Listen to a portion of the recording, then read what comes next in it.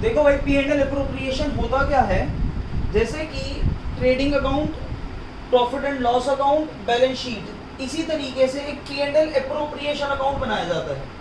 Basically P and L appropriation account बनता है distribution of profit के लिए। जो प्रॉफिट आपने कमाया, जो प्रॉफिट आपने कमाया बिजनेस के अंदर, पहले क्या होता था, सोल प्रोप्राइटरशिप थी। सोल प्रोप्राइटरशिप के अंदर जो प्रॉफिट बिजनेसमैन कमाता था वो सारा का सारा उसके प्रॉफिट, उसके कैपिटल में प्लस हो जाता था और वो प्रॉफिट उसके चला जाता था। लेकिन लेकिन पार्टनरशिप के केस के अंदर मालिक एक नहीं है, मालिक एक से ज्यादा है।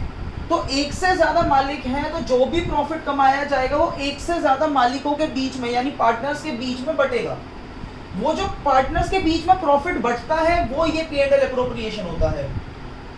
जो पार्टनर्स के बीच में प्रॉफिट बांटने के लिए हम एक अकाउंट बनाएंगे उसको हम P and L appropriation account कहते हैं। बेसिकली जो यहाँ पर नेट प्रॉफिट है, ये प्रॉफिट एंड लॉस अकाउंट, ये प्रॉफिट एंड लॉस अकाउंट जो आपने मतलब trading account, P and L account और बैलेंस शीट, ये वो वाला पी एंड एल अकाउंट का प्रॉफिट है। यानी after paying all the charges, सारे चार्जेस पे ऑफ करने के बाद, आफ्टर ऑल चार्जेस, चार्जेस यानी वो चार्ज अगेंस्ट प्रॉफिट वाली कंपल्सरी पेमेंट्स, सारी कंपल्सरी पेमेंट्स करने के बाद जो प्रॉफिट बचता है, सारे बिजनेस में जो मालिक लोग होते हैं, जो ऑनर होते हैं, जो पार्टनर्स होते हैं, वो उन सारी कंपल्सरी पेमेंट्स करने के बाद अपने पास वो प्रॉफिट लेके जाते हैं, अपने घर लेके जाते हैं। अब पार्टनर्स के बीच में कुछ ना कुछ रिलेशन होता है कि किस तरीके से प्रॉफिट हम अपने घर लेकर जाएंगे। तो उस प्रॉफिट को लेकर जाने का तरीका होता है कि वो बांटते हैं आपस में प्रॉफिट। प्रॉफिट आपस में बांटते कब है, सबसे पहले बोलते हैं, देखो सब में जैसे कि पेमेंट जब भी हम करते हैं तो हमेशा पहले एक्सटर्नल पेमेंट्स पहले करते हैं, उसके बाद अपनी पर्सनल पेमेंट्स करते हैं।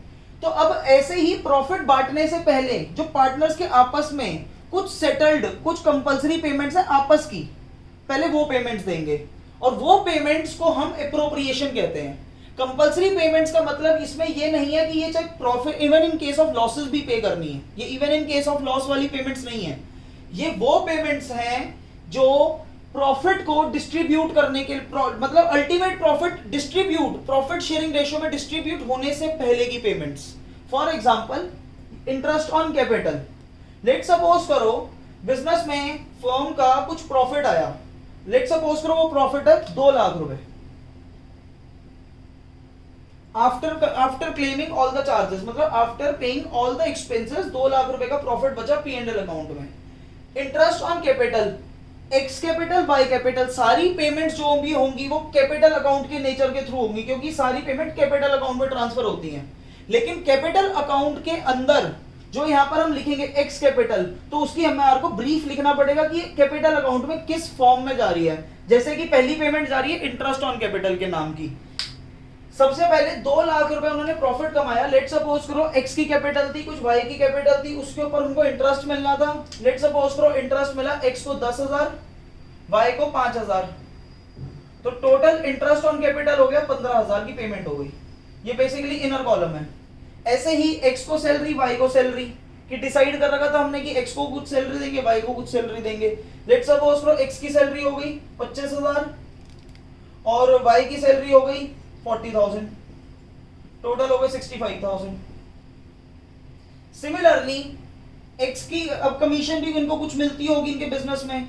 एक्स की कमीशन लेट सपोज करो 20,000, वाई की कमीशन 10,000, ये हो गई इनकी कमीशन, यानी टोटल एक्सपेंडिचर हो गया 30,000। ये दोनों ये ले गए।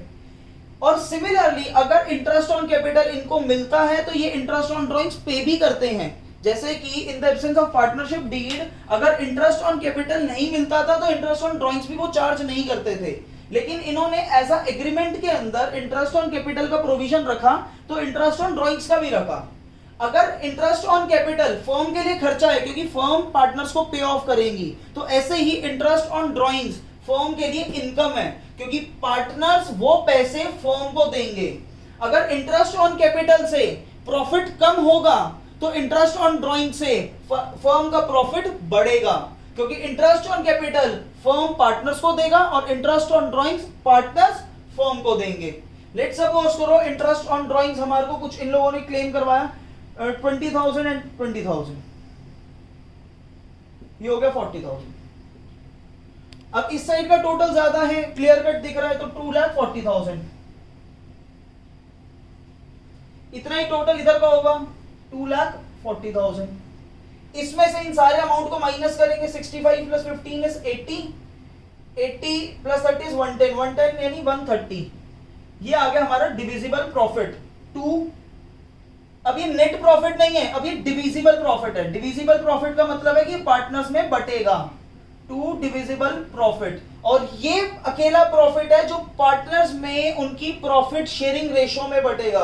जब प्रॉफिट शेयरिंग रेशो की बात नहीं कही जाती तो profit is distributed equally in equal ratio 1:1। तो एक्स के कैपिटल में, वाई के कैपिटल में 65,000 एंड 65,000, ये है बैलेंसिंग फिगर।